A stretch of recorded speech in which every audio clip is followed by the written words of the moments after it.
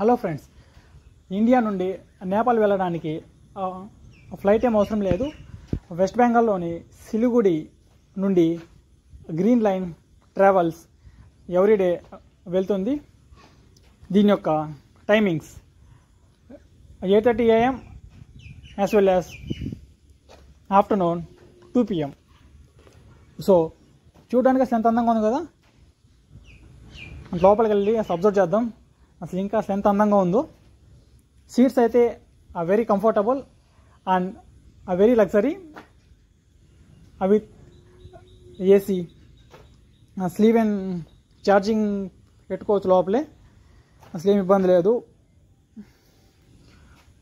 Cost అయితే అసలు ఒక్కొక్కరికి అసలు 800 అవుతుంది.